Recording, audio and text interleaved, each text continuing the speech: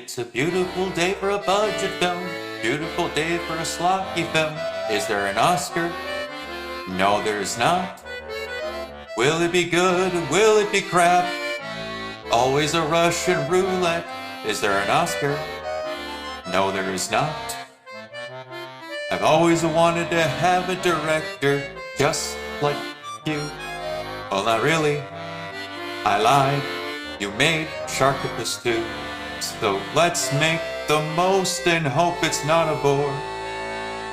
Like your beauty, the unreleased Fantastic Four. Is there an Oscar? No, there is not. Won't you watch his movies? Won't you watch? Won't you watch? Please, won't you watch his movies? Directors are people who bring whimsy to us, with movies that leave tales on our hearts. I like to think that Roger is certainly one of them. Hello, guys. Welcome to another episode of Lay Crap. My name is Bri.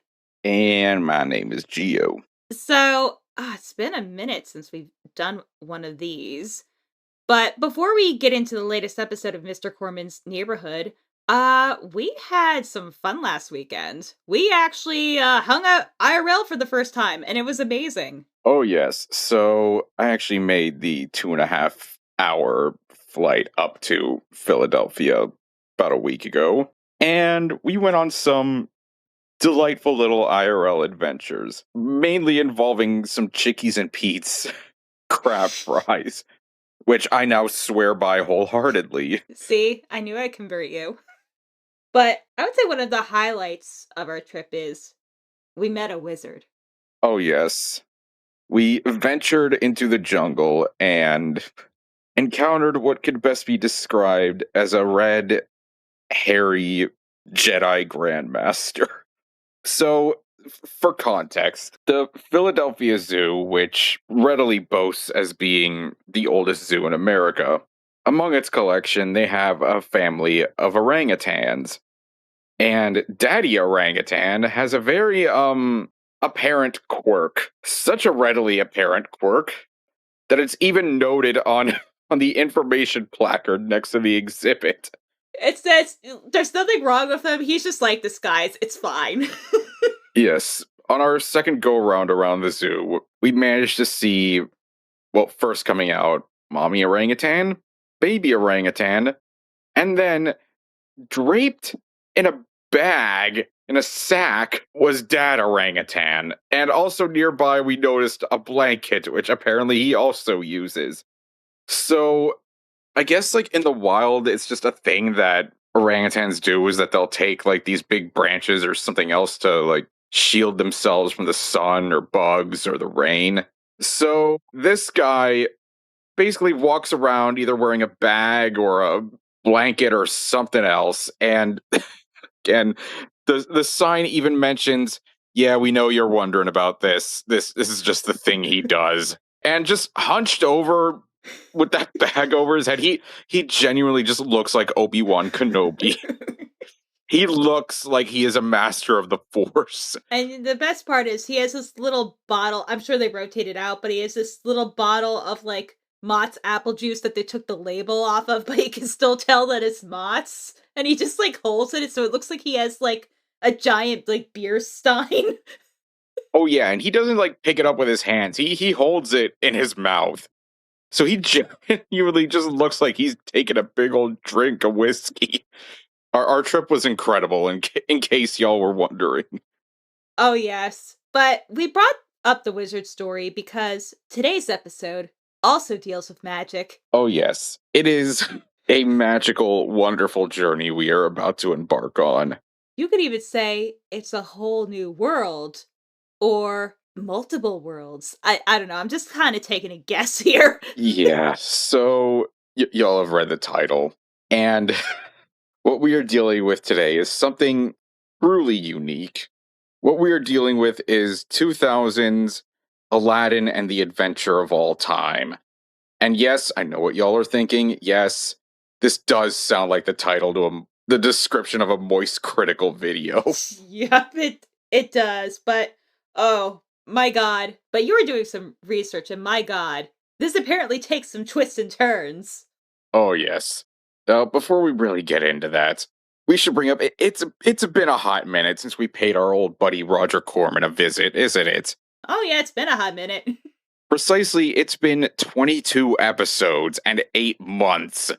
The last time we crossed paths with old Roger was Frankenstein Unbound. And it's actually been even longer since our last animated movie. 27 episodes and 10 months, to be precise, with the last one being not the rainbow. I will still never forget both of us watching that and K-pop Demon Hunters within 24 hours was like the wildest fucking ride. What's crazy is that you look at our first 10 episodes, I think we did like 3 animated movies, and then we haven't done any since. When there's such wonders to be found in the animated realm. Yeah, treasures untold. You could even say it's a cave of wonders. Or a cave of blunders. Ha! So, I guess to really get into the nitty and or gritty of this adventure of all time, we should really start with, well, the story that it's not really an adaptation of, but more of an inspiration, if you will. Ah. So, part 1, It's a Wonderful Lamp.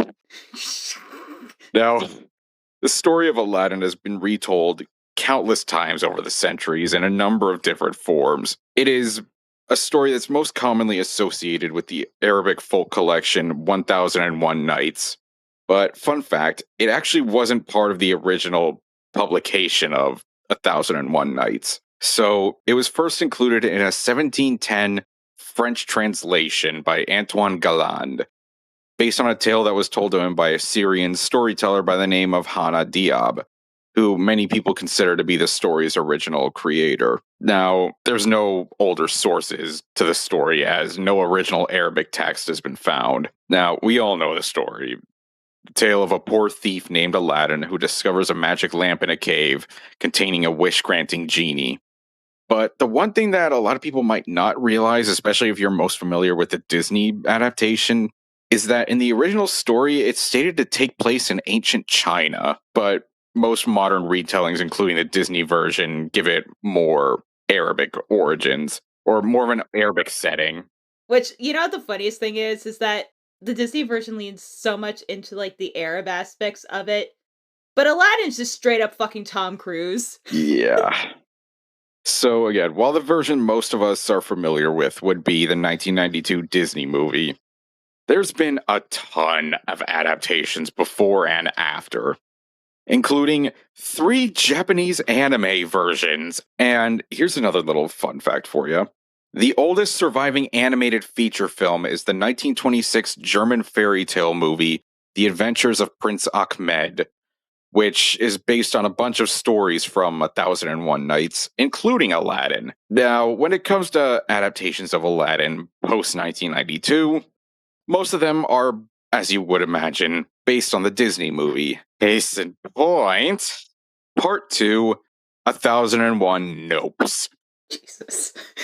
Enter our old buddy, old pal, Roger Corman. Now, Aladdin and the Adventure of All Time is actually the second and last animated movie that he helped produce, and it's the only one that he is actually credited on. The only other animated feature he was involved in was 1974's adult picture, Down and Dirty Duck, which, oh boy, has it been a hot minute since I had to think about that. Oh, God. I'm like, why would you think about that? Like, Fritz the Cat is right there. Watch Ralph Bakshi if you want to watch adult animation. It's like, ugh. Yeah. Ugh. Which, when I found out that Roger was also partly behind that thing, I was like, yeah, that kind of tracks. Yeah, that almost makes too much sense. Now, as for this movie itself, now, despite a very, very obviously taking some cues from Disney's Aladdin, it is actually a completely quote-unquote original story. And every website hosting its summary summarizes it as follows. Aladdin and his new friend Paige visit English kings and Egyptian queens, come face to face with a Tyrannosaurus Rex, and walk the gangplank with Blackbeard. Craziest shit I've ever heard in my life. I, The moment you showed me that summary, I was like, yes, this is the one. Because we originally had some different episodes planned, like we did with like the Dragon Ball episode, but this was just too perfect of an opportunity to pass up.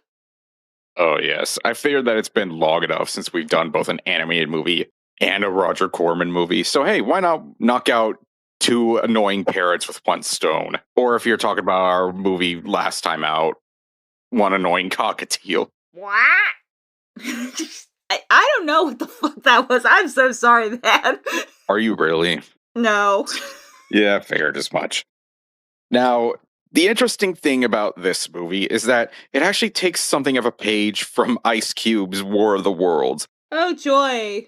in that it was recorded in 1994, but it didn't see the light of day until 2000. God only knows why they kept this thing buried for 6 years or why they felt they had the need to dig it back up. You know, I'm almost kind of wondering because 1994 would have been around when, well, that was 2 years after Aladdin, and then, of course, Return of Jafar, and then that launched a different kind of plague, for better or worse. And, but also around that time was the infamous Thief and the Cobbler, or whatever, like, the Weinstein version, or whoever is involved with it, the infamous Richard Williams movie.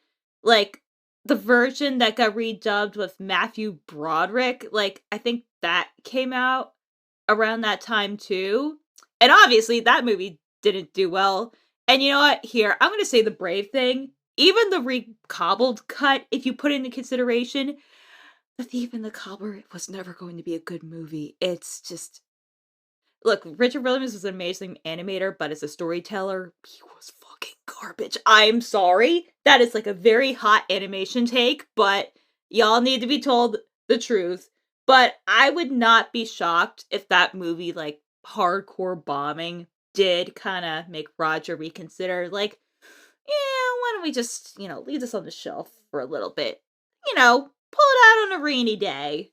Yeah, I'd like to know what the story was behind that. And I do feel like maybe Thief and the Cobbler is something else we need to revisit one of these days because, my God, there are few pieces of media out there with as big of a rabbit hole as that movie has. Now, in regards to our Aladdin picture for today, its director is actually a pretty interesting figure himself. So, this movie was actually a Filipino American collaboration. And its director was a legend of Filipino cinema, Cirio Santiago. So, Santiago had actually been a director for many, many years, beginning in 1955. But his major breakthrough only came when he was introduced to our buddy Roger Corman through a local Filipino embassy. He worked on a bunch of different projects with Corman, starting out in the 1970s with blaxploitation films like TNT Jackson, before the predominantly making war films beginning in the 1980s. And when I tell you that Santiago is very much the Filipino Roger Corman, just based on not just his output, but the amount of people who worked under him in their early years, the names of the actors and directors that worked for him in the early stages of their careers is kind of crazy. So, several directors, including Jonathan Demme of Silence of the Lambs fame, Joe Dante, the maker of Gremlins, and Carl Franklin from One False Move, are among the directors who worked with Santiago early in their careers. And another old friend of the show actually got his start working under Santiago. Oh? Robert Patrick. Before his appearance in Die Hard 2, he actually appeared in a bunch of Santiago's sci-fi movies. And he would go on to refer to this as his film school. And he credits this experience with helping him to obtain his SAG card. And not only that, Quentin Tarantino refers to Santiago as an inspiration for his movies, and actually owns a large collection of Santiago's movies. Like, the connections here are honestly kind of crazy. It kind of is, but then when you hear about all the people he was like associated with, it actually kind of makes sense.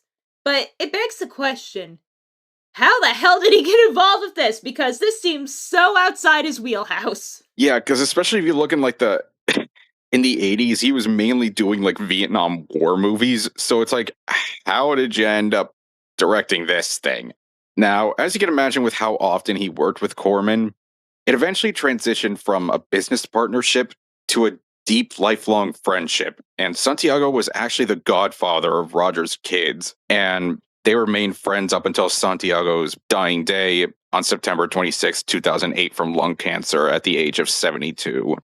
Like, in a way, it does make sense that a lot of these lower budget directors like Corman and Santiago would have such a lasting impact on actors and directors who are just coming up. Because, I mean, if you're just breaking into the business, you aren't going to be immediately working with like a Spielberg or a James Cameron. You know, most people aren't going to be that lucky. So it is going to be a lot of these lower budget films that you're going to be working on at the start of your career. And you know what? I'm also going to say like another controversial thing. And this is actually like super really controversial. I think directors like Corman and Santiago have like, just in their influence alone, are like more important to the history of cinema than someone, you know, like Spielberg or Tarantino, which don't get me wrong, they're still important figures. But if we're talking about like cinema as an art form versus like just the individual artist, people like Corman and Santiago's contributions are immeasurable. Yeah, because I mean, a lot of those bigger names started out working under guys like Corman and Santiago. So a lot of these big names who would provide all these important contributions to film, they got their start learning from lower budget guys like Corman. Now, the other crazy rabbit hole about this movie is the voice cast. Oh, yes. Why is it that so many of these weird, obscure movies that we do have the weirdest casts along with them? I am talking so many prominent voice actors that you've probably heard of, or at least you have definitely heard their voices. A lot of voice actors who have done prominent Disney productions at that. Some of the names include Kathy Cavadini and Elizabeth Daly, who you might remember as Blossom and Buttercup from the Powerpuff Girls, Jim Cummings, which I don't think I need to start naming off the things that he's been involved in, and Danny Mann. And the singing vocals in this movie, yes, it is a musical, oh goody, Oh, boy. were provided by Hynden Walsh, who most of you will probably know as the voice of Starfire in the Teen Titans animated series. And Princess Bubblegum in Adventure Time. Now, this movie, crazily enough, is also notable for being the final credited VO role for two veteran voice actors, that being Ed Gilbert and Dana Hill, both of whom had passed away before the movie was released. Gilbert was an industry veteran who, funnily enough, his last movie that he worked on was Scooby-Doo on Zombie Island, though Aladdin would release afterwards. And Hill, you would probably most know as the original voice of Max Goof in Disney's Goof Troop. Oh, that's right. Didn't she have like brain cancer or something? I totally forgot that she passed away like super young. Yeah, I think she was only like in her 30s when she passed. Like, I don't know if I have to still watch the Goofy movie documentary. I'm not sure if her health reasons completely related to aging Max up and having him for like the rest of his existence of as a character to this day being voiced by Jason Marsden, who most gays and Halloween nerds will know as the voice of Thackeray Binks. Honestly, it very well might be, because, I mean, she was the voice of Max for like the entirety of the Goof Troop's run. And I think the Goofy movie came out in in 95, I think. 95, and I think I read that it began production in 93, and Dana Hill passed away in 96. So possibly, or maybe the idea all along was to have Max be aged up. Honestly, we probably do have to look into that. All right, so let's get on our magic time carpets and watch this piece of film cinema. Oh, by the way, just for context, if I haven't said it before, the version we're watching is on Tubi, and the highest resolution is 360p. So this should be really super fun. So, as always, Gio and I are going to watch the movie. I'm sure there's a trailer thing. I'll edit it in, because that, with the editing of magic, anything is possible. And when we come back, we'll give you our thoughts. Paige always found her friends in books. I'm beginning to think you come here to hide. I just like it here with all the books. But a magical lamp is about to change her life forever. I wish Aladdin were here. How did I get here? I made a wish. On what? On this. An evil sorceress wants to rewrite our past. Scheherazade. Together, they must travel through history to save our future in Aladdin and the Adventure of All Time. Got it! Aladdin found the magic lamp. Rabbit heap? Run, Aladdin, run!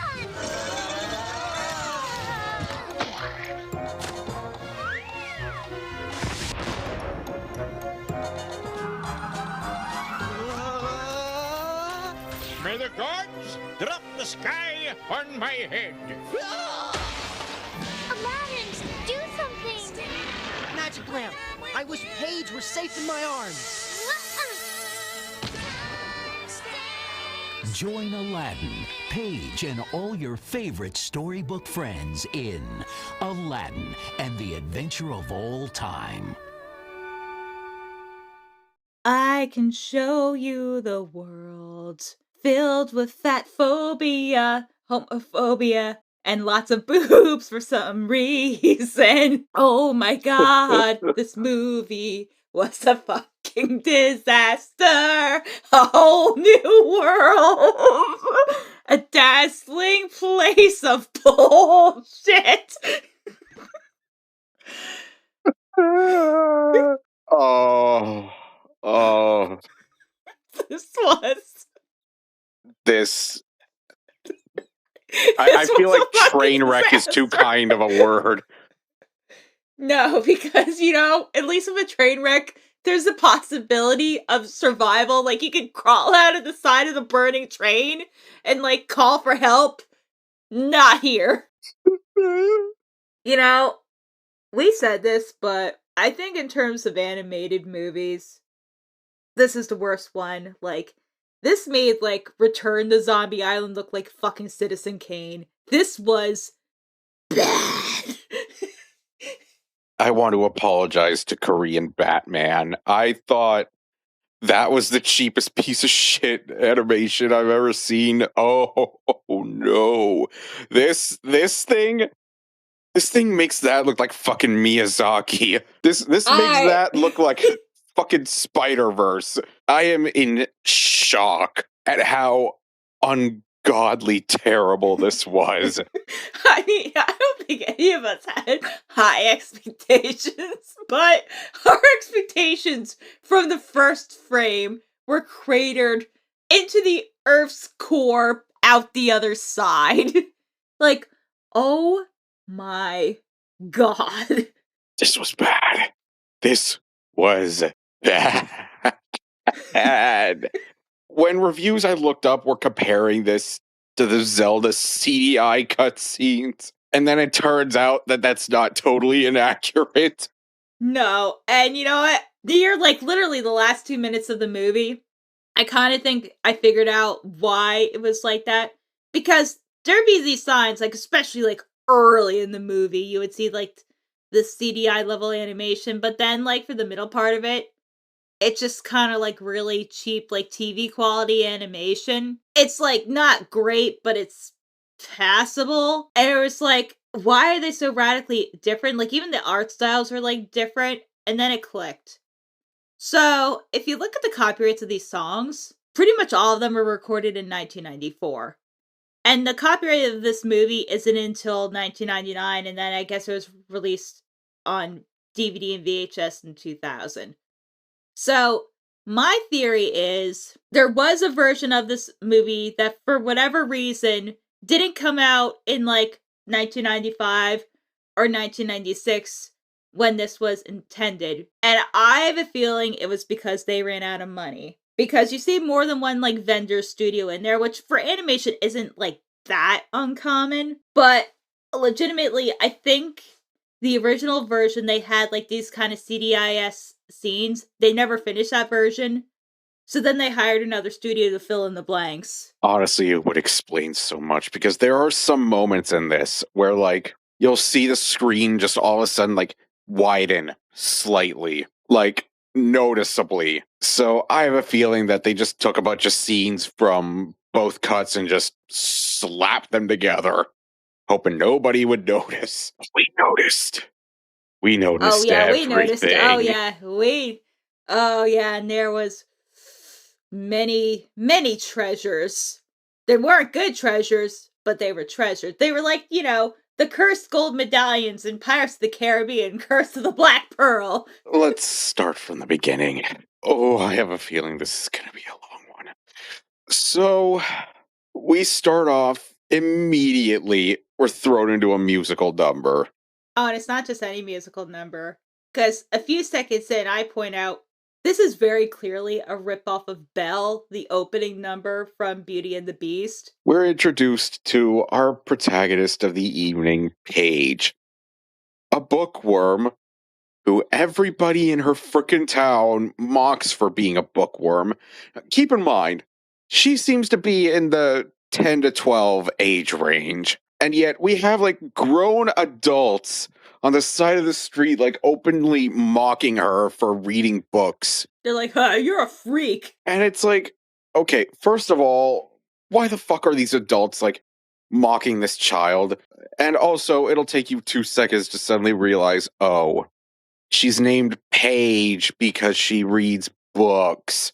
And in case you don't pick up on that, don't worry, the movie reminds you like 20 times. Oh yeah, like, you could be drunk, hit by a car, slightly comatose, but don't worry, you won't miss a thing, because they will make you remember numerous times, including, and this made me laugh my ass off, so in the song credits, they have the opening number, which they call Paige, and also, I have to get back to the Paige musical number a sec, because there's literally identical poses and, like, camera work and, like, character moments from Belle.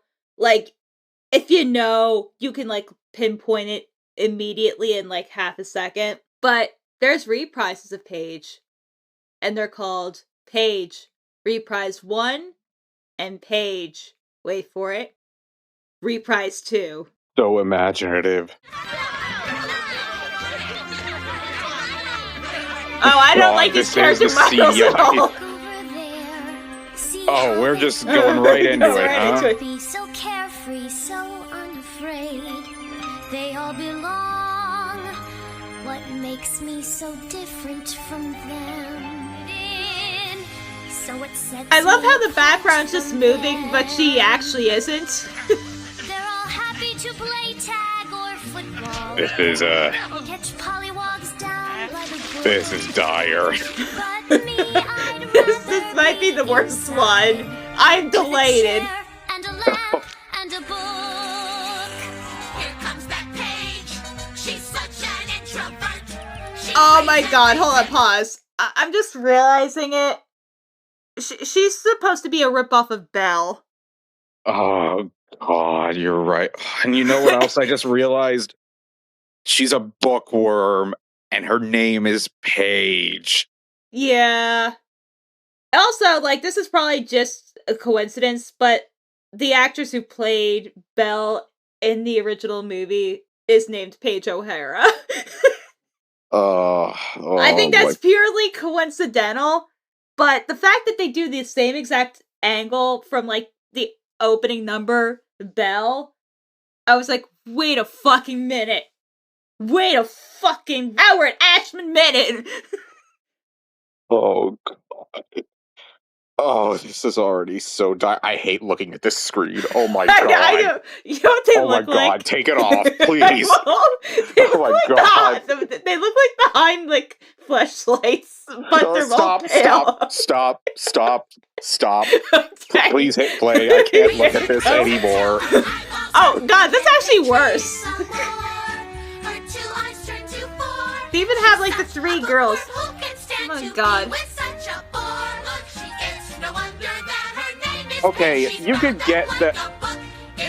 Oh my god, they even pointed out. Hey, Four Eyes! Read any good books It's the same scene! Sure. Okay, so I can understand the kids teasing her. Why are all these full-grown adults joining in on the song, mocking this child? It's just a book. I love to read. It makes my life much richer with titles, plots, and characters to brighten. But I love how this child is supposed to be like, what, in elementary or middle school? But like her face is that of like a 20-year-old. Oh my god, I was trying to figure out like why there's something wrong with her face. You're right. Ugh.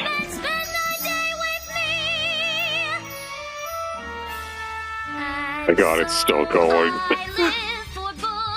Oh, well, that was nice of them to give her the bag. I guess they're not horrible.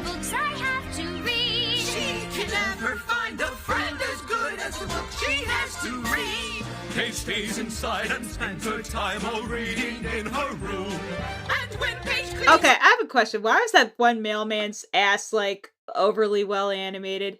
Like, he had some cake in there. I don't know. What? Oh god, I thought for a second this lady was holding a gun. I mean, maybe it's a time gun. I mean, I know it's a hairdryer, but it could be a time gun. But like, again, why are these adults joining in on a song to mock a child? Because as a society, we've grown weak. The children need to feel the harsh realities of life.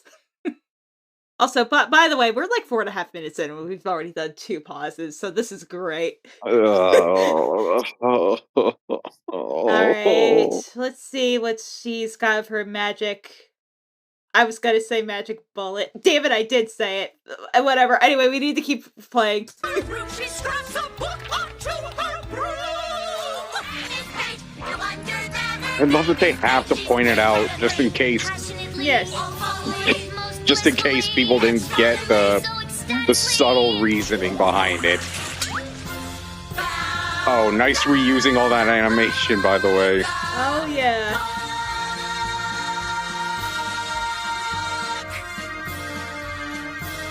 Also, the compositing in here is horrendous, too. Oh, but let's talk about the reuse of poses and animation for a sec. Oh, yeah, those were... That happens a lot.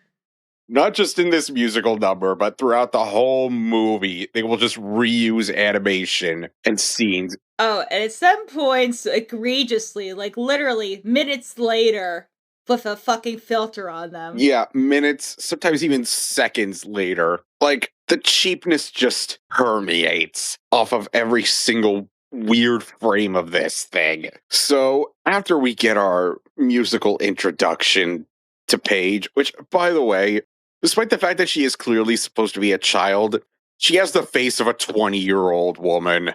Oh, yeah, so it's like, okay, does she have, like, some sort of genetic disease? Because if that's the case, then them making fun of her is actually, like, really fucking heinous. I mean, it wouldn't be the only heinous thing this movie does. Oh, no, far from it. So, Paige is, like, staying with her granddad, who has, like, an antique shop, and, like, she's depressed because, like, everybody bullies her for being a bookworm, that, like, the only friends she has are books. Like, her favorite story is, of course, Aladdin. But then we go back in time. So apparently Aladdin in this world is just historical fact. There's a lot of stuff like that in this movie where they just mix up like historical fact with like fairy tales. Yeah, which if you were to believe this movie's logic, because it's really inconsistent, but let's just pretend that everything's fact. The Wizard of Oz would be like an actual book.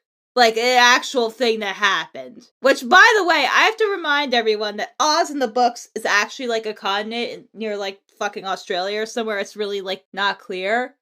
So, we have a universe where it's, like, we have this entire, like, hidden, like, Atlantean fucking continent. Yeah, this movie does not abide by any form of logic.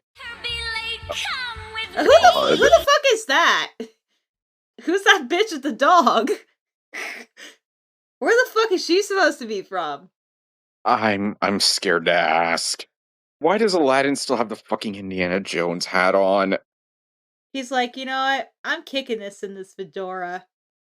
You know what I'm imagining? He would fit right in if he had a fedora. Like, the moment he sees a tie-dyed shirt, that man is never going back to his home. He's gonna get a hacky sack and his tie-dye shirt, and then he's gonna find weed. His girl ain't ever fucking seeing him again. He looks like the kind of guy who would introduce himself by saying, "Milady." Oh yeah.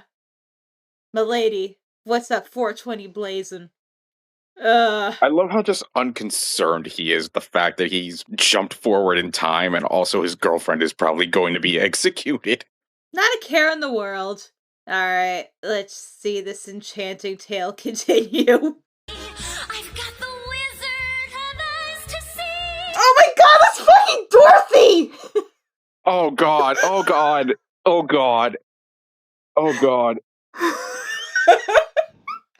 Of course, another Wicked reference, another Oz reference. God damn you!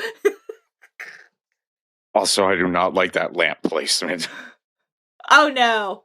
Oh wow, yeah, no, I don't like that in her face either. She really wants that lamp. You know what I mean? Oh god, oh god, oh god. You know, this bitch right here, this pose here, that's going in the thumbnail. I'm sorry. It is. And just put a big censored bar over Aladdin. Yes. Do that, and we're gonna, just for safe measure, we're gonna put fucking Dorothy in the background, because, you know what, it's gonna be the Judy Garland one. Although, hasn't Judy Garland suffered enough? No. She can never be free. Actually, you know what would be funnier? Make Judy Garland the censor bar. Just put her face over Aladdin. Oh, I can do that. Just have her as Dorothy costume, just like somewhere over the censor. Oh god. Okay, we really need to continue. Jesus. So pick me up off the shelf and read me first. What is to become of our youth if they prefer fairy tales to the truth? Wordsworth? Why would Paige... Also, dude, in certain contexts, wouldn't history itself be considered a fairy tale? I'm just saying, dude. Like, what's with this elitist attitude, bro? Yeah, even though they're like, yeah, fuck you, man. Ruby slippers, hay of gold. Also, bullshit. So, again, I have to be filmed there. The ruby slippers are a thing that was invented for the MGM movie so that they could use Technicolor. And every other iteration of the story, including Wicked in the original book, they're silver slippers. So they even got that wrong. What? The people behind the Roger Corman Aladdin movie didn't fact check? No, and it's like a Snapple fact. Like, everyone should fucking know this, but they don't. So when people on, like, you know, Broadway are working, like, oh, why should I have, like, silver slippers? Because the fucking ruby slippers are fucking copyrighted and owned by Warner Brothers, you stupid shit. How do we still have an hour left of this? I don't know. And how much of that runtime do you think is going to be more musical numbers? I'm willing to bet between 50 to 65%. Yeah, that's fair. Oh, God. Okay, look at this gorgeous animation here. Ugh. We go back in time to not Agrabah, where Aladdin and the unnamed princess are being imprisoned by Shahrazad. I think that's what it is. I also, like, who fucking cares? She's like an evil sorceress with a really fucking annoying snake minion. She's like mind controlled the Sultan into being her servant. Like, she uses a spell to get rid of the magic lamp, which, by the way, there is no genie in this movie. Mm-mm. Like, the lamp just sort of makes things happen, and there's, like, one moment where it, like, writes the word "gin," so, like, I guess there's kind of a genie? We just never, like, see or hear from it. There's an implied genie. So she sends the lamp forward in time and then decides, well, I'm just going to execute Aladdin now. So just as Aladdin is about to be executed, the lamp shows up in Paige's house. Oh yeah, not just any executed. Like, he is straight up about to be beheaded. Yeah, by a medieval style executioner, which I just realized now. Like, he has like the mask and everything. Yes, he does. Which is far from the last logical and historical inconsistency this movie has on offer. So Paige uses the lamp. I forget how she like first catches sight of like Aladdin, but she sees that he's about to be executed. So she uses the lamp to teleport him away to her time. And he is like not bothered by this at all. Oh no. He's like, oh. Not even at that sneeze. So he's like, oh, I'm not dead. Cool. Yeah, Aladdin is kind of a prick in this movie, not gonna lie. Like, he gets teleported in time. He gets this weird thing for, like, hats for, like, the first 20 minutes and then just forgets about it. Like, he puts on a fucking fedora. Yeah, very much milady. And doesn't really seem to care that the princess and, like, everybody else back home are, like, in trouble. He's just like, well, I'm in the future now. Golly gee willikers. So Paige uses the lamp. She brings a bunch of fairy tales to life. Like, you see, like, Dorothy from The Wizard of Oz. You see Sleeping Beauty. You see fucking Humpty Dumpty with a really deep voice. Like, disturbingly deep. Like, again, we took a lot of pauses here. That just immediately, I think that was the first moment that, like, truly took us out. Has anybody seen my glass slipper? And you're Cinderella. Hey, you know me, Humpty Dumpty. Oh, what was what? I'm sorry, I had to pause. That's not the voice I was expecting to come out of that egg. No, not at all. Also, I am shocked that you did not immediately jump at the Jack and the Beanstalk. Well, between that and, like, the time stuff, I'm like, well, hey, there's worse things to rip off. I'm kidding. Oh, God, this is really dire. I feel like I use the word dire a bit too much. Catastrophic, I think, is more fitting. We're not even 20 minutes in, oh my god. There's still an hour left. Jesus. Oh my god. Well, I mean, that includes credits. So let's just think of it that way. There's probably like 5 minutes of credits. Alright, let's see. Of course I know you. Yeah, so not only do we have the fairy tale squad, like the wish she uses also gives life to a historical textbook. His name is Wordsworth. Which, the funniest thing that Wordsworth says is like one of the first things that he says, is that I speak the truth. I'm like, dude, you're a history book. Whose truth are we talking about here? Oh my god. This fucking... I wanted to punt this guy so bad. He is so fucking annoying, so fucking know-it-all, such a fucking wuss. Like, obviously book burnings are bad, but I feel like for this one time we could make an exception. Like, god. Like, he's griping because nobody wants to read him because he's just a history textbook. He hates fairy tales. He is, like, so super unhelpful. But also, what history does he have? Because what we get from him is stuff on King Henry VIII, Blackbeard, Cleopatra, and, like, Scheherazade herself, who is also a character from Arabian Nights. Why does he have all this information in particular? Which also, like, in the Blackbeard story, there's appearance from Long John Silver, which I think the implication is that I'm not sure if Long John Silver was an actual pirate, but I'm assuming this is the one from, like, Treasure Island.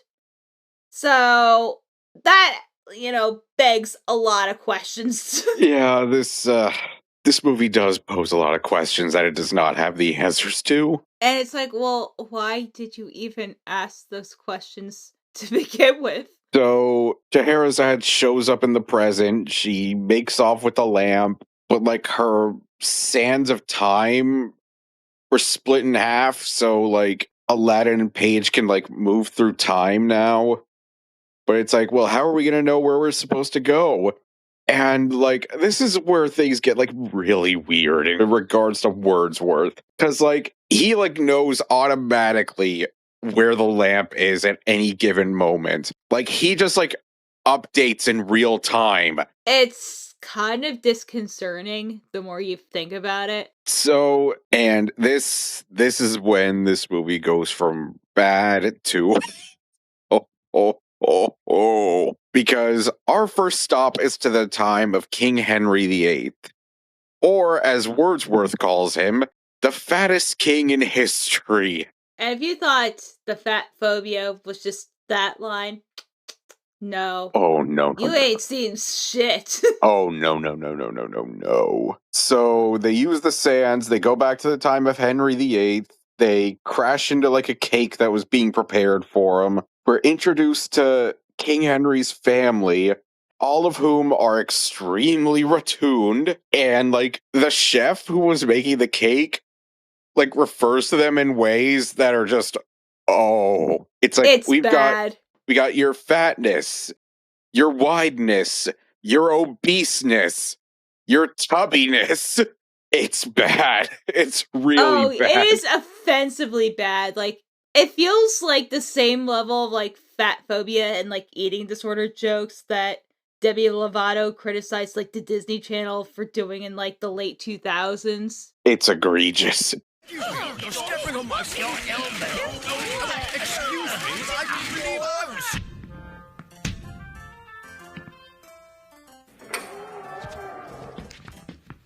Your fatness, your hugeness, your wideness, your obeseness.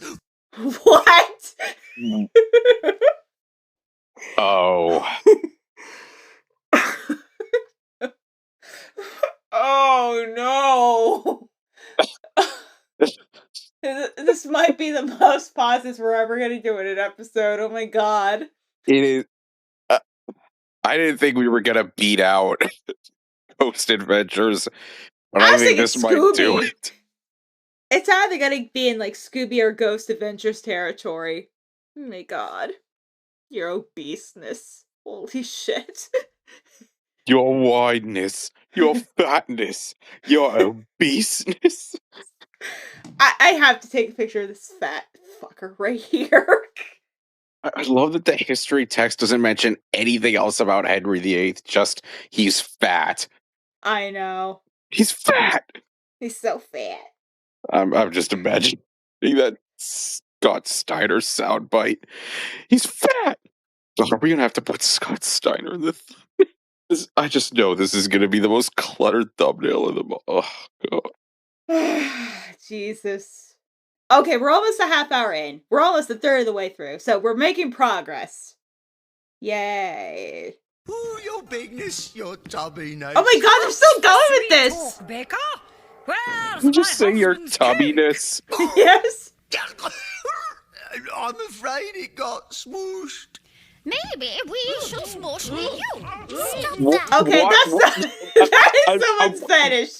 That is someone's fetish. Oh my god.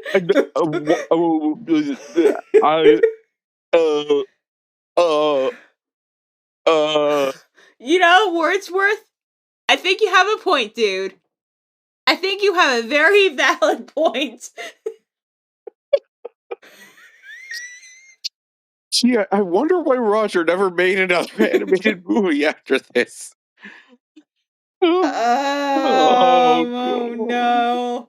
And who might you be? Certainly not a prince dressed in rags like those. He's my royal gastronomist.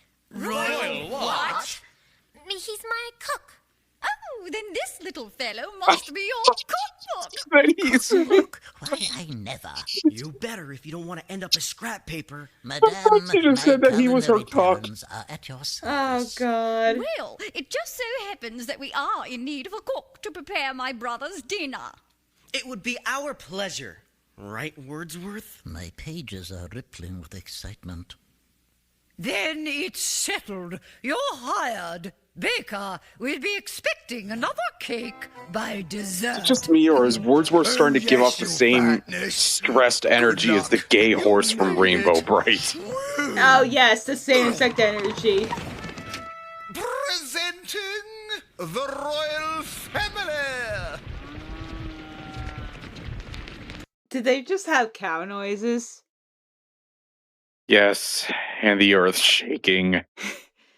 Look, I'm not one to defend the royal family, but I have to say, I would get, if they were insulted to that level, that maybe they'd lop off a few heads. Like, I wouldn't, be proud of it, but I wouldn't necessarily disagree with it. Because that's just straight up disrespectful, Jesus. Yeah, me thinks the Aladdin movie might be a bit fat-phobic. Oh, yeah, I'm sure we're gonna find other kinds of phobics real soon, too. Oh, boy. Proceed. So, because Paige winds up with a crown on her head, they assume that she's a princess. And then Aladdin, pretends to be a chef. So they go to the castle. They start, preparing the meal. And then as, the family is, running in to start dinner, you hear the sound of cows. And, the earth shaking. Yeah, it's really not great. So eventually they start dinner, and then Henry himself walks in. But it turns out he's actually really skinny with no appetite. Because the stress of the job is getting to him, apparently. So he has the lamp. Aladdin's like, but you're supposed to be really big and hungry all the time. And Henry's like, oh, I wish I was. And then he just is. The lamp activates, and then he turns fat and gluttonous. Then he sings a song, which is basically repeated throughout the entire movie. Yes, 2 additional times after this, in fact. Just with minor changes depending on who's singing it.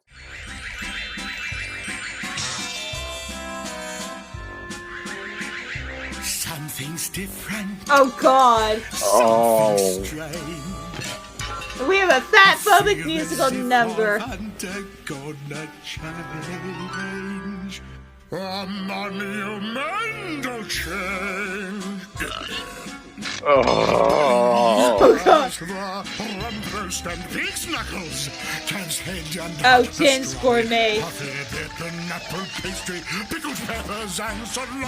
Yeah, we couldn't have the genie be a character, but oh well. God, this is the fucking CGI Zelda. Oh my God, I just realized he has a pig on his shirt. Jesus Christ.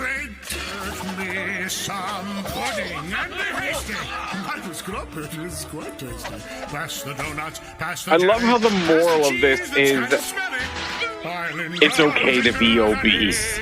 But we're gonna be really offensive about it.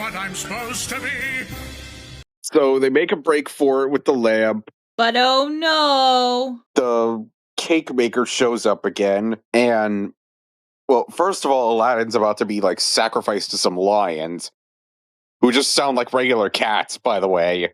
Yeah, they just go meow. So Paige uses the lamp, turns them into dandelions.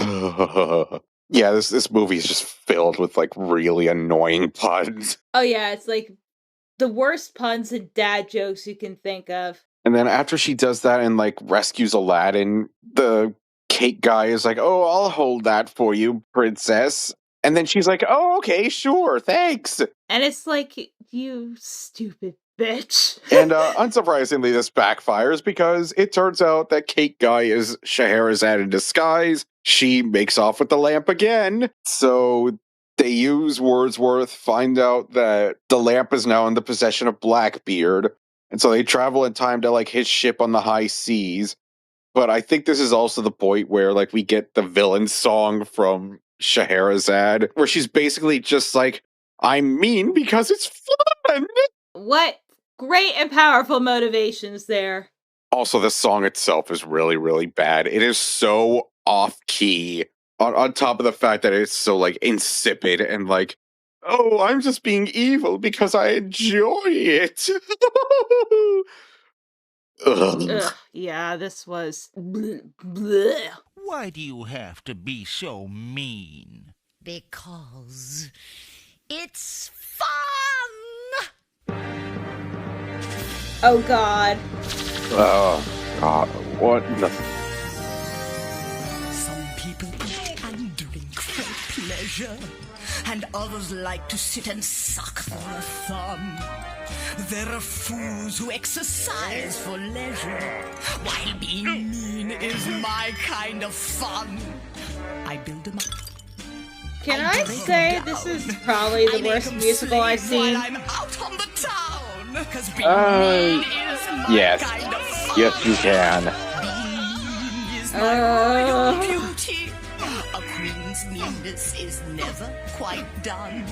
The only holiday you get is Halloween, 'cause she loves being queen of mean. Who needs the bird? Okay, several questions. Why Halloween specifically? Is Halloween like a mean holiday? I mean, yeah, there's trick or treat, but generally you get treats. And, you know, All Hallows Eve is generally to, like, ward off, like, evil spirits, so I don't know why we're jumping Halloween. And, why does Halloween exist in an ancient Arabian society? When Halloween is a Celtic holiday? Uh, You know what? Can I just say, this probably has some of the worst fucking world building I've ever seen in my life. this is bad. This certainly is the adventure of all time. I will give it that. It is truth in advertisement.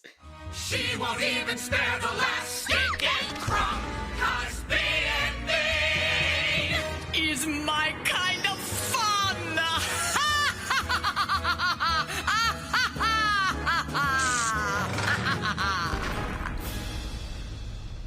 Oh, if you thought the fat phobia was bad, Oh. nothing, I mean nothing, can prepare you for what is coming next.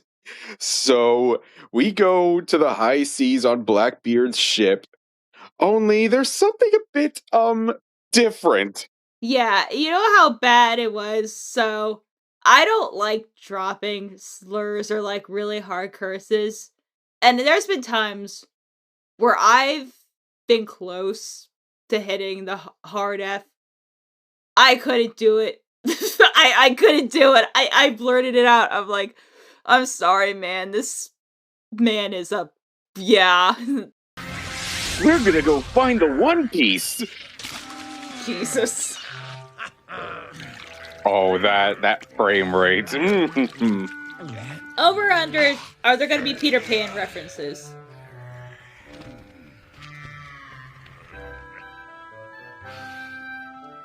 I love how he looks straight out of He-Man. Pause it. Yes. Over under on whether he is about to be a flamboyantly gay man. I see, because I was predicting we'd have other phobics. Oh, yeah. We're going to get some homophobia here. Oh, yeah. Are you feeling it? You feeling it? We got to get all the homophobia now here in May because, you know, it's June in a few weeks, so, we're going to just amp it up. Oh, this one's gonna be rough. Oh yeah, I'm gonna have to have an intermission before I even start talking about this. Gather round, me hearties. Let us see what treasure this sunken... Oh yeah, he is, I am, like, so tempted to say the word, but I am, like, restraining myself. It is really hard for me to not drop the hard F word right now. Oh boy. Boy, those are some short shorts he's got on. Oh, he's got a single earring too. Ha. Ha. Ha. Ha. Ha. Oh boy. Just contains. Oh, he's got double earrings. Okay. Oh, okay, that makes it okay then. I mean, it's still gonna be kind of gay. There's nothing here but sun, Captain. No, And what color is it? blonde. Now do you know who I am? Don't tell me your name is Blonde Beard. Aye, that it be. His grammar is atrocious. Blonde beard. Blonde beard.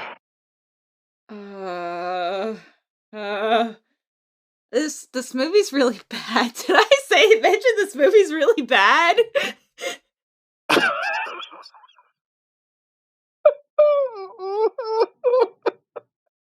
I think we underestimated just how bad this was gonna be. Oh, look at his Just look at his smirk right there. Oh my god. What in the DreamWorks is going on there? Because like the Corman movies we've done before, yeah, they weren't great, but they weren't like unwatchably terrible. Well, I mean, it's watchable from a certain point of view. We're almost at 40 minutes. So, we're almost halfway through now. But like, why does Aladdin suddenly have full lips? And is it just me, or has his skin tone been changing throughout the movie? I mean, I don't think that's on purpose. I think that just kind of fucking happens. Because this movie's sense of quality control is pretty much in the dumpster. Yeah, a lot of this movie was probably pulled out of a dumpster. A dumpster somewhere in the Philippines. But his hair is beautiful. There aren't even any split ends. Well, thanks for noticing. I do use a seaweed and saltwater conditioner. Fuck!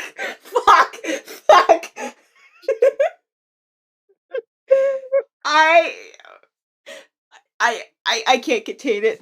I'm sorry. This man is a fucking fat. I'm sorry.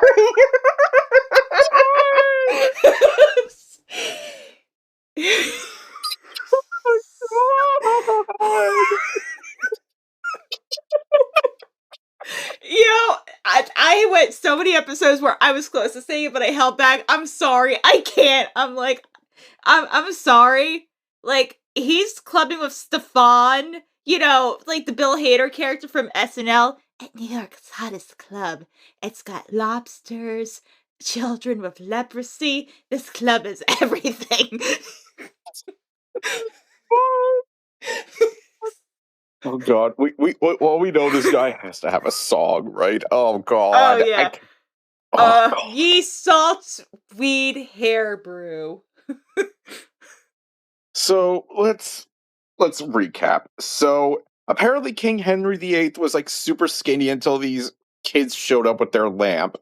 And apparently without these kids, Blackbeard would have been, well, you see it, you hear it. Oh yeah. Oh god. Oh dear. Also, what the fuck is going on with her face there? I've been asking that throughout this whole movie. No, but I love how he's so clearly modeled after He-Man. Which, several questions, starting with, why? And now I'm thinking about is the Masters of the Universe Denny menu. I think I showed you that. Yes, Fucked up yes. looking burgers. Including, like, the jizz pancakes, like... God, please don't say the word jizz pancakes as I'm looking at this man with his salt weed hair brew. Okay, let's try to continue. Let's see how fabulous this man is. Yeah, so they go onto the ship, and we see good old Blackbeard is now wearing tight clothes, tight shorts, his hair is blonde, and his beard is like tied together with little bows. And just the way that he talks, it's like, oh no. Yeah, just no. He has like hair lotion. He calls himself Blonde Beard. I shit you not, he calls himself Blonde Beard. So he has like double earrings on. And also, he looks more straight out of He-Man. So you could see why you would make the connection of him possibly being a part of the LGBTQIA plus community. Especially because when Aladdin and Paige make the suggestion of, well, you should be a pirate and make us walk the plank. And he was like, oh, maybe I should impress the boys. All two of them. So then Long John Silver shows up. Blondebeard's like, I can't fight against him. I'm not a scary pirate. And then, of course, he has the lamp, and then he's like, oh, I wish that I was.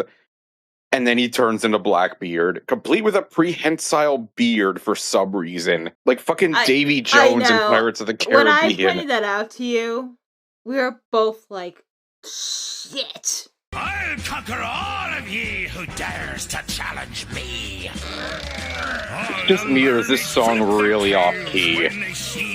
Oh, yes, it is. Also, mermaids. Yeah, but do they have hands? I think they did. Oh my god. So a Blackbeard surfing a shark. Now that I'm what I'm supposed to be. Also, correct me if I'm wrong, is that the same song Henry sang? But with like slightly different lyrics? I think it might have been. Oh dear.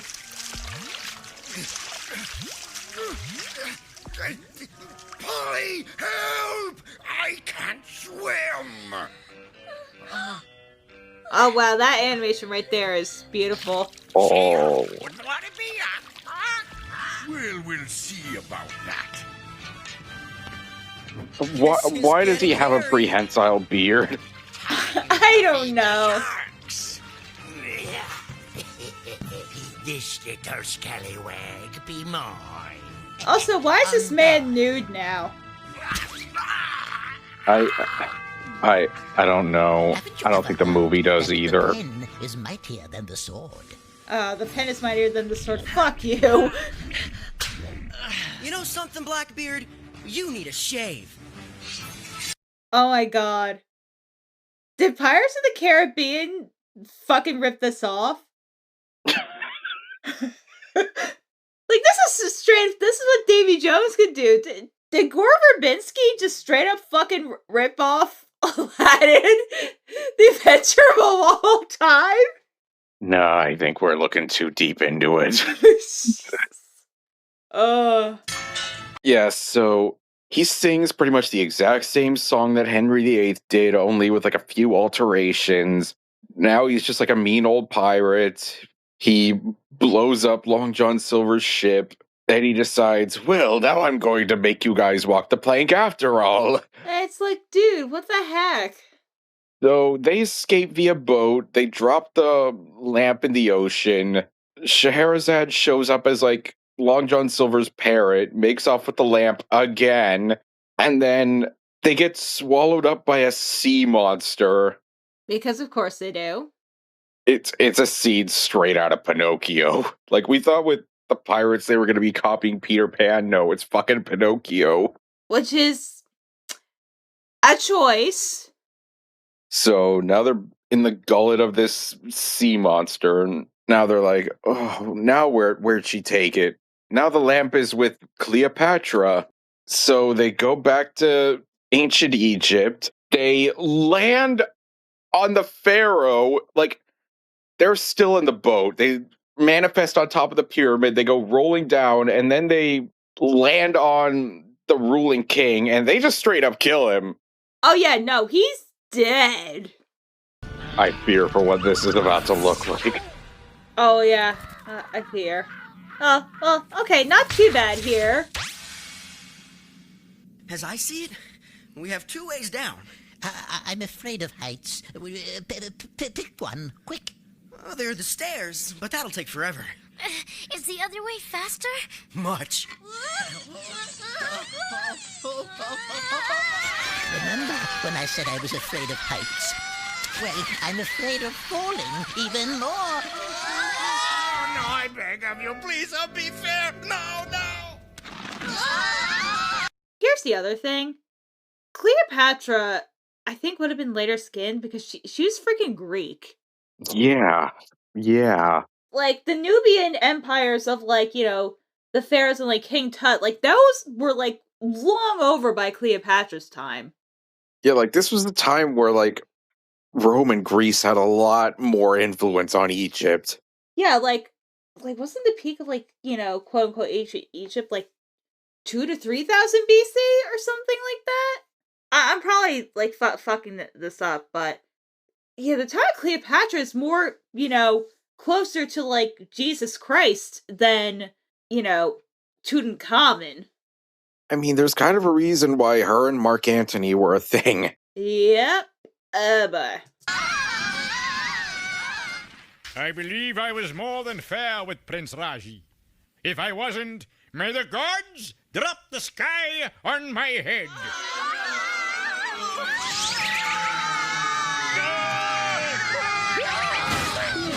Something broke our fall.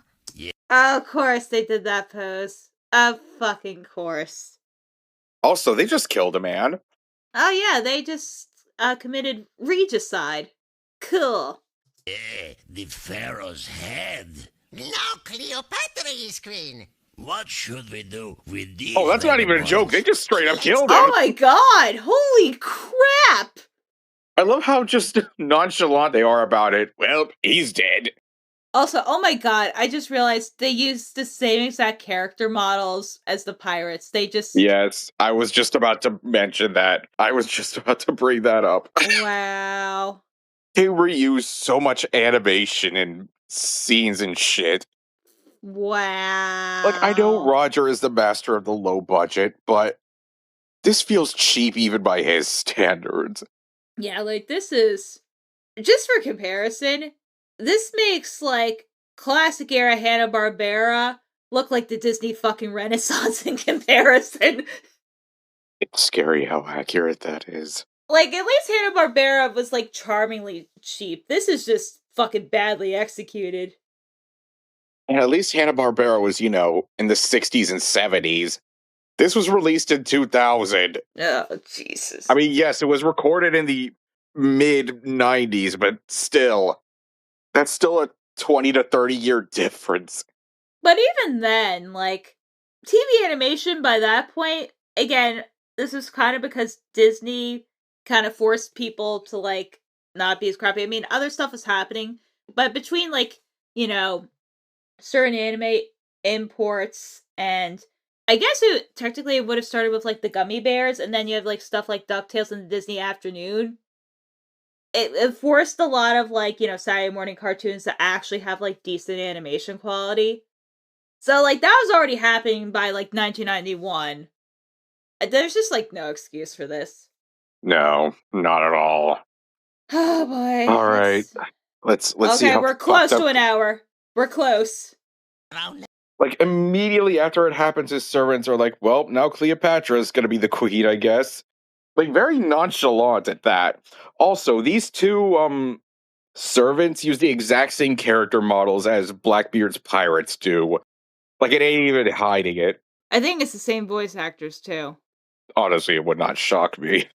They're brought before Cleopatra, and she's, like, completely obscured, and that's when you realize by this movie's logic, oh, she's actually really ugly, isn't she? Yeah, like, we both are kind of, like, thinking, oh no. So after that happens, they're brought before Cleopatra. She decides to sacrifice Paige and Wordsworth to the Sphinx while taking Aladdin as her husband, which he is, like, fully in agreement with. Like, forget that Paige is about to be murdered. Like, forget that he actually has, like, a princess at home. He's just like, okay, yep, I'm down with that. Because he saw one picture of her in, like, Wordsworth, and he was like, damn. So Paige and Wordsworth get eaten by the Sphinx, get taken to the Shadow Realm, basically.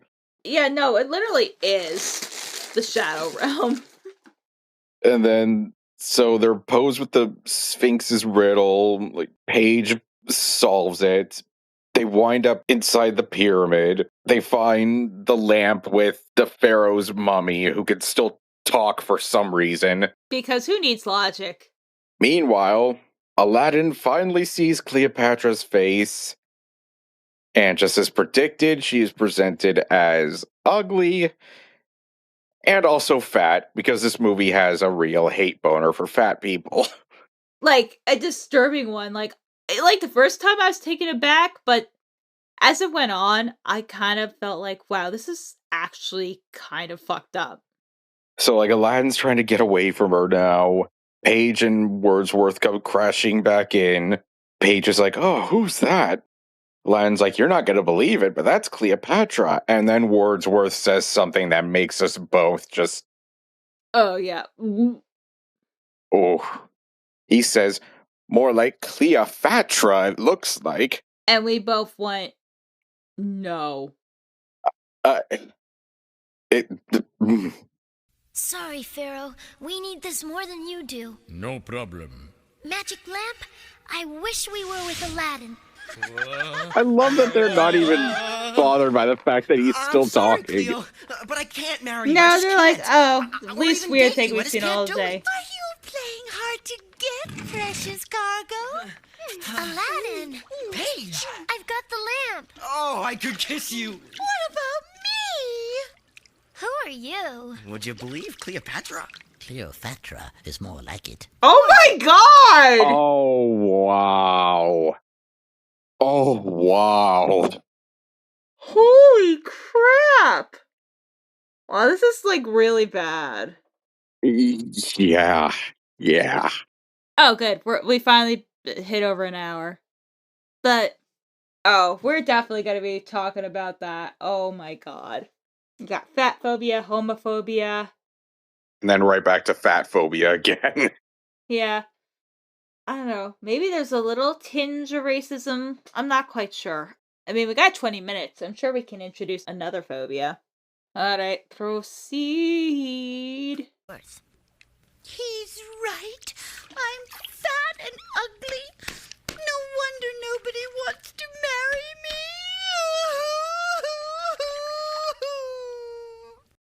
That just made us both stop for like a bit. I mean, there was a lot in this movie that made us stop, but that really just made us stop. Yeah, because here's the thing. Fat jokes have been something that's going on. I don't like them. I've never liked them. But especially like with her and like with the women characters, it's like actually kind of abominable. Especially since Cleopatra, honestly, like, she isn't even like that quote unquote ugly. She's just maybe like a 6. Like it's not like that level, but it just, this movie has like such a contempt for women.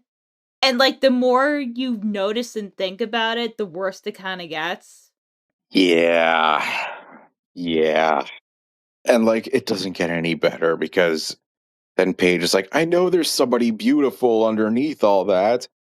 And then Cleopatra's like, oh, I wish that there was. Y'all know how it goes by now. Yep, another terrible musical number. She turns beautiful, she turns skinny, she sings the same damn song we've heard a couple times already. She starts singing about, like, mascara and eyeliner, you know, things that existed in ancient Egypt. Continuity. I don't know her.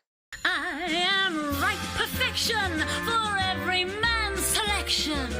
I am Aphrodite to... Oh, so that's the one. We have the sexism. I knew we were going to introduce a new one. God.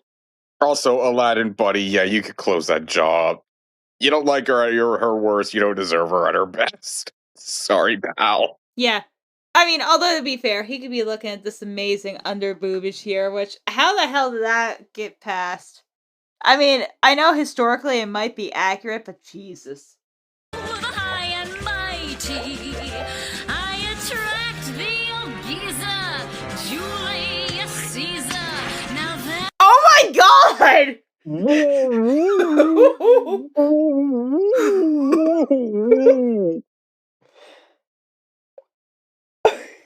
There's something very wrong with this movie. This is like not rated or like rated G, right? No, it said rated G. It said rated G at the top. Huh. Well, I guess you only see a little of her boobage. You don't see, the line go here. Just a little curvature there. Look, I love boobs as much as the next lady, but I don't know about this one, man. I don't either. I don't know. Wow, that hit like a fucking atom bomb. Oh my god. Oh, we almost got some nippage there. I need some wrinkle cream and a hair dye scented soap, hairspray and lip gloss, eyebrow pencil, eyelash curler, bubble bath and dental floss. I will indulge. Okay, we have eyeliner, pencil, and dental floss. Fucking bullshit. I don't think we're gonna get much out of pointing out the inconsistencies in this. Oh god. Oh my god. We have less than 20 minutes. We can power through this. I know, we can do it. I believe in us.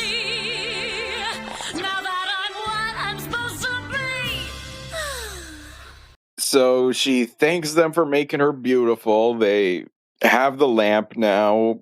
Oh, this. So after that, they're like, well, I guess it's time to go home now. And Paige is like, how am I going to go home and like deal with these bullies? I wish we had more time. And then this thing, this like rainbow colored.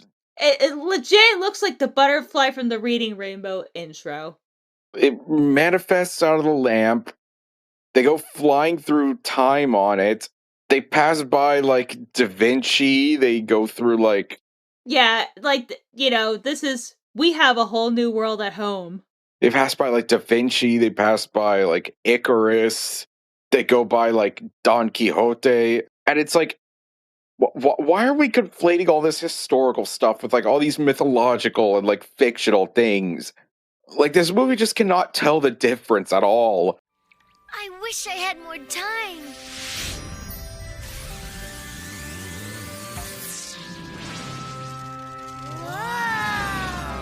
What in the Reading Rainbow is that?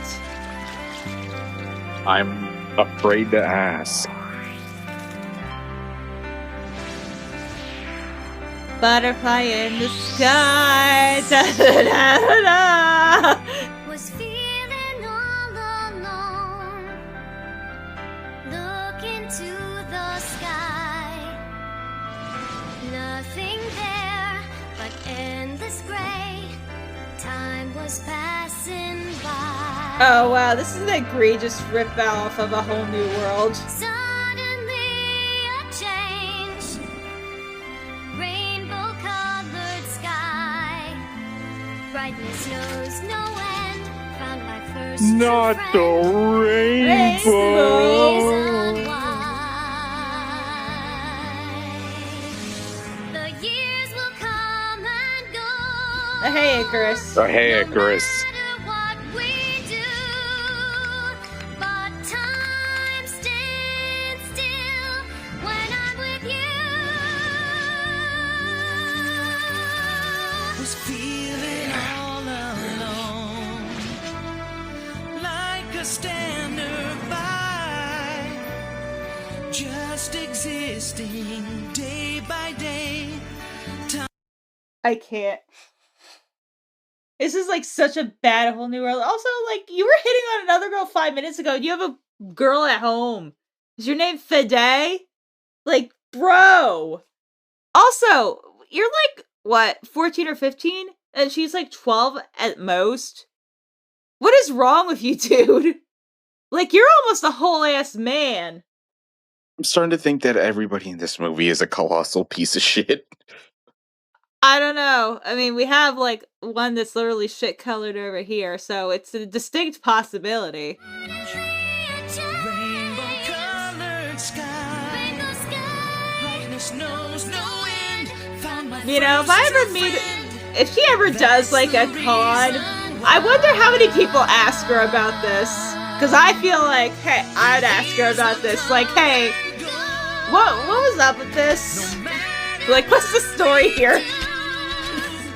Like, 99% of people would ask about Starfire, and then we would just be the dorks walking up like, hey, remember that Aladdin movie you did? What was up with that? Yeah.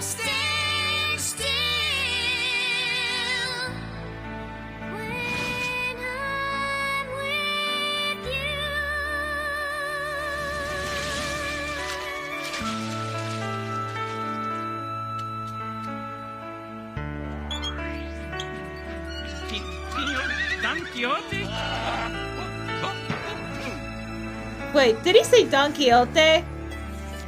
Yes. Okay. Wait. Whoa, hold on. I have to go back to that frame. What the Christ? Okay, hold on. Now, keep in mind that it's a fictional book. Oh, God, look at the disgust on her. What is happening? And you know, I don't know if she just suddenly has British teeth or it's because the quality of this is so bad. I genuinely can't tell.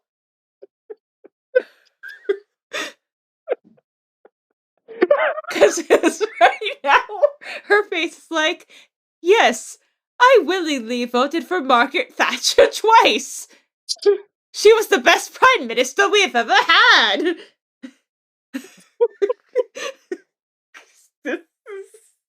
This whole episode's gonna be a disaster. Oh, it already is. It already is. Like all the jokes. Ugh.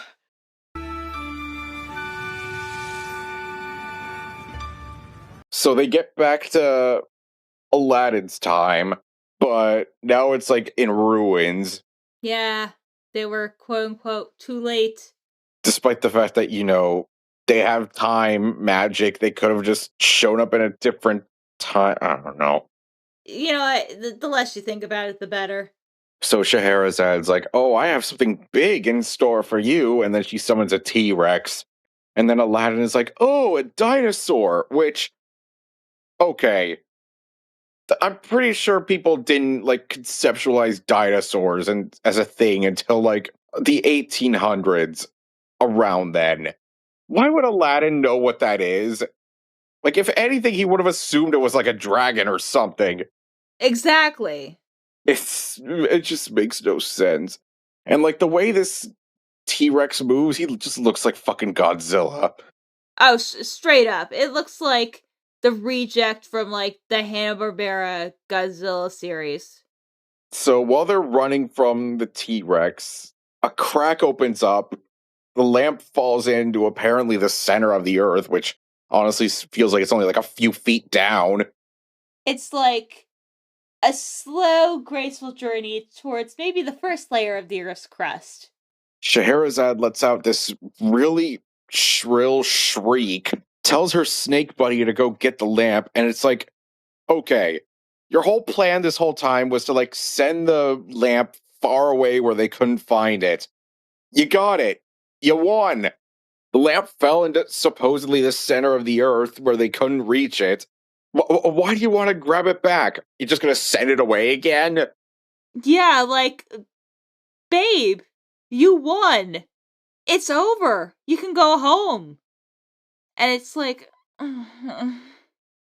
It just makes no freaking sense. And then Paige and Aladdin, like, hide from the T-Rex in a cave. The T-Rex steps on a bunch of rocks, but it sounds like glass shattering for some reason. And then they're like, okay, we only have, like, a little bit of the sands of time left. What are we going to do? Paige is like, well, I'm just going to go, like, 5 minutes into the past and, like, down to the center of the earth.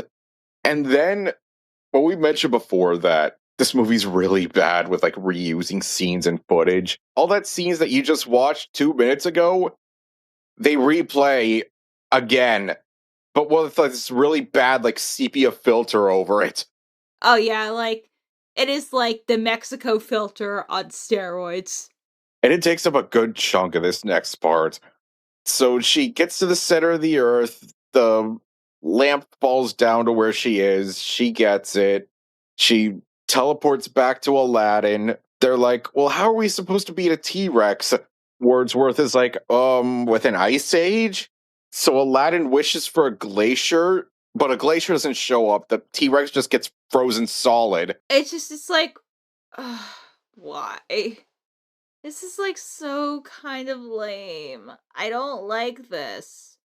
So they confront Scheherazade, and she's like, oh, no, please spare me. I can be good. I can be kind-hearted. And then Aladdin's like, I wish that you were. And she does. And she does. She becomes all nice and sweet and cooks a barbecue with a modern barbecue. Oh, God, you know what I just forgot? Oh, God. In, like, her evil villainous song, the townspeople, like, sing about how she makes them work holidays except for Halloween because it's extra mean. Which, first of all, why is Halloween the one associated with meanness?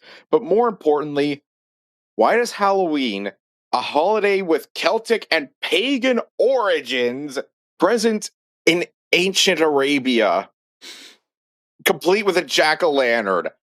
It just, so many deep, thought-provoking questions. Just doesn't make any sense. After Scheherazade sings her musical number, which is, again, just that same song again. And it's even worse than the last time. We're getting this song again. Yeah. What? What? Different. Something strange. I feel as if I've undergone a change. A benevolent change. Oh, I want to smell the flowers and hear babies say, cuckoo, I declare. Release the slaves. I grant them laissez-faire. I lower taxes just like that. Feed every hungry dog and cat. Now that Wow, what a really engaging third act, huh? Reunite the family. We'll have barbecues on Sunday. Get acquainted Also, nice with the princess. modern barbecue. Every Monday, I'll indulge in hospitality. Oh, yeah. I'm what I'm supposed to be.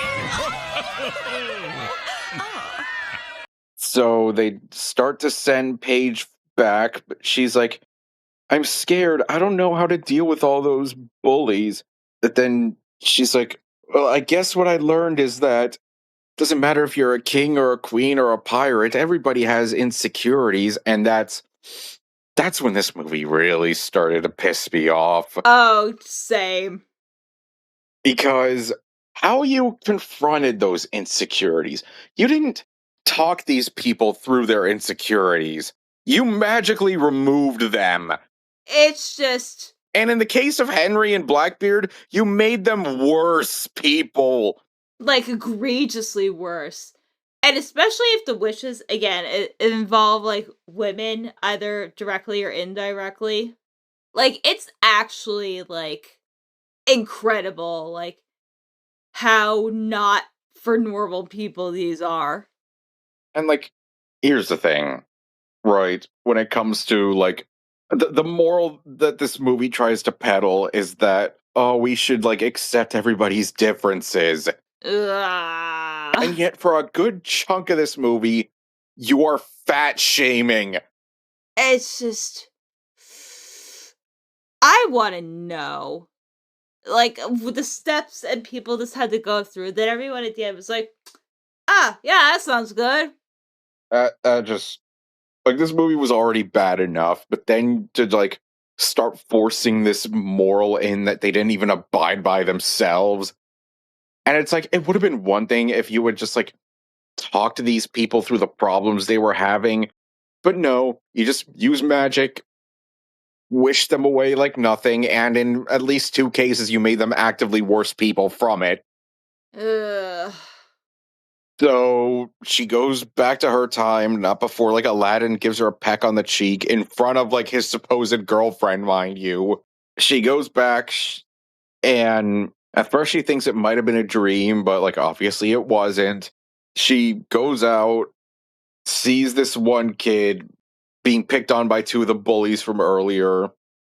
And then you see the back of his head and you're like, you immediately suss out what's going on. Ugh, yeah. So she tells off the bullies, tells off one for having braces, one for having freckles, and she's like, you shouldn't make fun of people for their differences. Which, again, like about a half hour ago, you were fat shaming. Jesus. It just...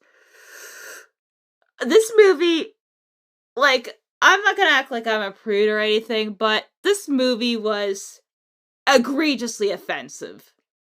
Oh, but we're not done. Oh, no, I know we're not. Because after the bullies leave, the kid they were bullying gets up, and then you see, oh, it's Aladdin, but like his descendant, and his name is Alan. It's like, but honestly, like, just to reiterate, like, how bad this is. We started recording this at, like, 8:30 at night. It's almost, like, 12:30 East Coast time. Like, honestly, like, I don't know if I wanna say this is the worst one we've watched, because we've watched a lot of worse ones, and it's like, that's a dubious honor to have. Like, I have to be really sure before I make that statement. But there are so many things here that are just, like, so fucking mean-spirited. And just, like, go out of their way to be like, you know, you're different, you're a freak. And then they pull that shit. It's like, who are you making this for? Like, it's so inconsistent with its morality, because at the end it'll be like, oh, you know, we shouldn't make fun of each other for our differences, you know, except if you're fat or gay. Ugh. Yeah, we don't want one of those. Ugh. Why can't you just be a hetero normie who's just, you know, ignorant and dumb in a way that's socially acceptable? And, like, the other thing is, like, this movie apparently considers it better that Blackbeard turned into, like, this mean, like, criminal pirate instead of being gay. Oh, but that's not the last bad thing that this movie does, because Oh, that even no. stretches into the credits. Because as they were showing the credits for, like, the songs, they misspelled Hynden Walsh's name at one point. Yeah, and I had to look it up. I was like, I don't think that's how her name's spelled. And then, like, here's the kicker. Later on in another song, they spell her name right. Oh yeah, like the last couple of instances they spell it right, but the first time they spell it as Haydn, so without the first N.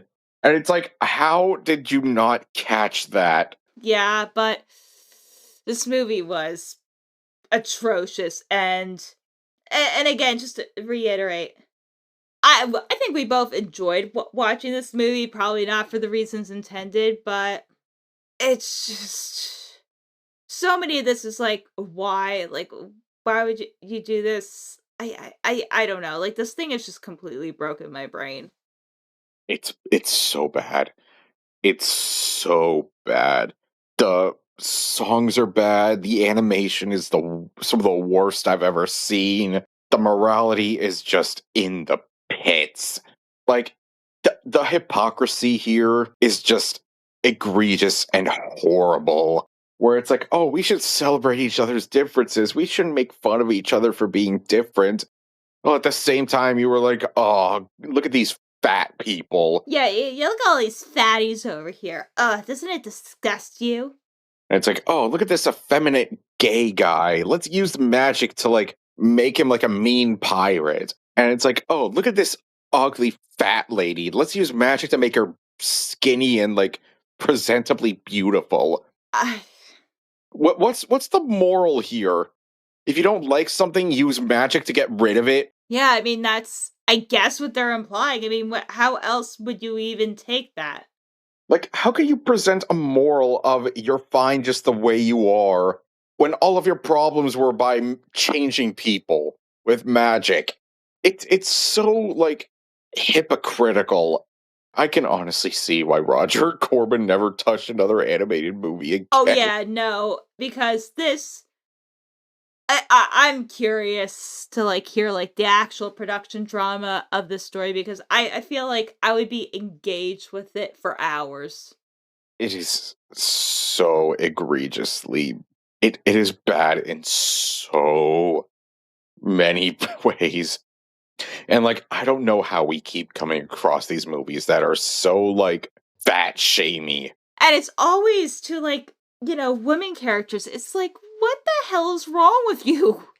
So while this might not be the worst overall movie we've watched, I would say this is by far Top 5 in Long John shitters. Which, by the way, I'm just realizing now. Oh, yes. The movie with Long John Silver's in the Long John shitter category. It's almost like it was meant to be. Yeah, easily in the top 5 worst we've watched.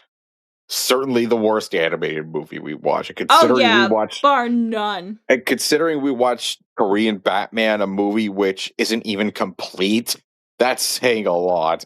Yeah, this movie, I'm all for a little bit of edge. I mean, I write some edgy stuff, but I hate stuff that's, like, out of its way to be, like, so mean-spirited. It's like, why should I give you any of my time? And I'm glad for the most part we're kind of leaning away from, like, these super mean-spirited things. But this was, at times, honestly, kind of a lot. Yeah, it's... I feel like we're repeating now with, like, this is really mean-spirited, but it just is so, like, egregiously mean and, like, hypocritical with its messaging. And, like, I knew it was gonna be bad going in, but, like, I thought because the last couple of Corman movies that we watched were just meh. Meh to, like, that was actually, like, kind of fine. But no, this was pretty terrible on every level. Yeah, needless to say, I don't think either of us are revisiting this one anytime soon. No, not in the slightest. Alright. Let's, throw this magic lamp into the dumpster and never think about it again. So, Gio, where can everyone find you? So, if you want, like, a few little recaps of, like, our recent trip and our adventures with the orangutan, you can find me at captainstarbolt.bsky.social, if you so choose. And if you want to make your heart's desire wishy nonsense and follow me on the social medias, you can follow me on Blue Sky at crazylemur.bsky.social. I'm also on Instagram at Lemurs Rule 1, where I have also posted some pictures of the trip and some stuff with my dog as I took her into town yesterday and she got her puppuccino. So she was a happy, good girl. And eventually there'll be flower show and other pics, but I'm a busy gal, so just don't worry, they'll be up eventually. Well, anyway, oh wow, we're getting so close to 40 episodes. I can't believe it, but this closes a chapter on our culinary journey that is Le Crap. We'll see y'all next time.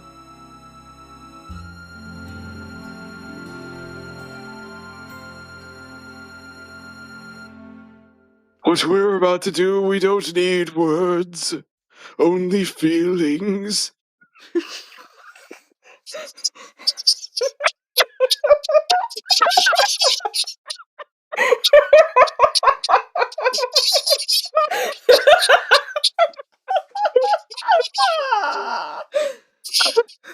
Fuck this movie. Fuck this movie so hard. Like, fuck it in the ass. No lube, nothing. Just like with a spiny cactus. Just